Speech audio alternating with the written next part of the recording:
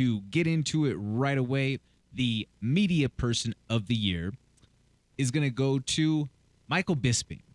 Now, Michael Bisping gets this award from us because he has shown some major growth as a media person, whether that be on the broadcast, which I think that he's really came a long way from when he first came along. He's taken it seriously. He prepares for the job. He does the hard work and does his due diligence on top of having the experience of being a former UFC world champion. It's not like this is a guy who has a traditional background out there in terms of learning how to do this in an academic sense, but years and years of experience, whether it was on UFC Tonight with Fox and then now through his roles with ESPN, he's grown there. He has the podcast Believe You Me with Anthony Smith, atop of putting out multiple videos per week on his YouTube channel. So it's going to go to the Count Michael Bisping.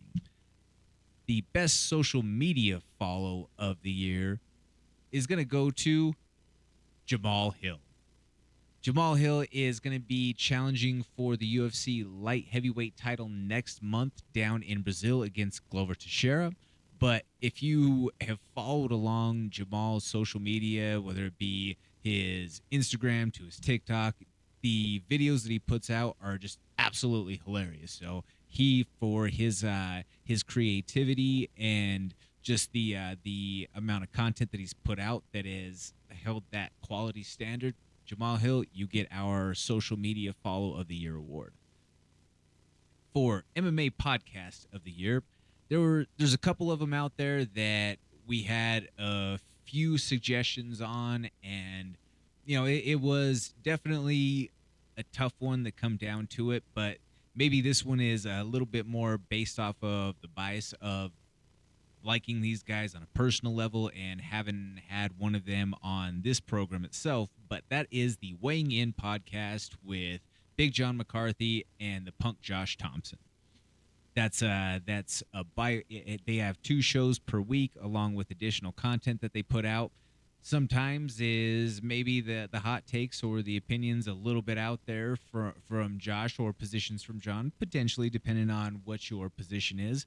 But anybody who is out there with enough content or enough time on the mic, there's going to be some things that you say that are going to be a little bit divisive and maybe the masses don't necessarily agree with. But that's kind of what helps drive the narrative or helps drive the entertainment. If you always agree with absolutely everything, then maybe it becomes dull to a point. There's always going to be that little bit of wrinkle that helps add to the value of the entertainment. If we take a look at the feel-good story of the year, there were 3 PFL fighters that were either cut or snubbed by the UFC that went on to win the $1 million prize and a world title in the PFL this year. You had Brendan Loughnane, who he won on the Contender Series, but because he shot in the last 10 seconds, Dana decided to not give him a contract. He goes on, wins the PFL Featherweight Championship, is now a millionaire. You have the Canadian gangster Olivier Aubin Mercier, who he went on and had a successful campaign this year all across the board in the PFL and capped it off in what is potentially his retirement fight, as he mentioned before that he was potentially going to retire, but he picks up the win with the knockout over Stevie Ray. And then you have the man with the most insane mustache in the game right now, rocking 12 pounds of gold around his waist. That is friend of the program, Razor Rob Wilkinson, who won that PFL Light Heavyweight Championship with a second-round TKO over Omari Akhmedov. Just an incredible performance out there.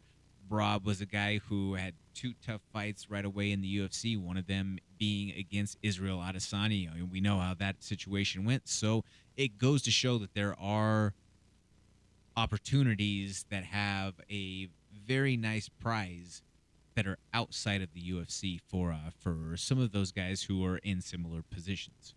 The Colorado event of the year is Colorado Combat Club 12. Colorado Combat Club 12 at the Stampede out in Aurora was a rocking atmosphere that night. We had a top regional prospect taking on a UFC vet in the main event, and then we had an amateur fighter in Emma the Peruvian Predator Soho, who sold like 100 tickets herself for that venue, who just had the place rocking. It was so loud that I felt like my ears were shot for the next couple of days. So that was a choice for me. That was a choice that we came to as far as the events. We went to pretty much all of them across the board, and that one just kind of had the most live atmosphere. The overall event of the year in MMA goes to UFC London, where we saw Molly McCann and Patty Pimblett rock the roof off of the O2 Arena out there. That was a pretty spectacular show. That was also where Ilya Topuria had the devastating knockout against Jai Herbert. Just overall, really, really good show that I think stands up as one of the more entertaining and live cards of the entire year. We have Strength and Conditioning Gym of the Year. That goes to Landau Performance. And then followed by that, we have the Strength and Conditioning Coach of the Year. That goes to Coach Augie AJ. Now, Augie is a guy who he runs a very intense program over there. I've been over and seen many a times shooting content for some of the fighters, and yeah, it's well deserved. And congratulations to you, Augie, as well as LP. You guys are the best over there, and I thank you for always welcoming me in there with welcome arms. Stick around after the break, folks. We're going to be going through more awards on the year. I'm Jordan Kurtz from the MMA Plug, presented to you by DenverSportsBetting.com on 98.1 FM, Mile High Sports Radio. Thank you so much for watching. Please hit that like, share, and subscribe button. That helps us continue to produce this original MMA content and bring it for you every single week. Tune in to the MMA Plug presented by DenverSportsBetting.com on 98.1 FM, Mile High Sports Radio on Wednesday nights from 6 to 7 p.m. or live stream at DenverSportsBetting.com/radio.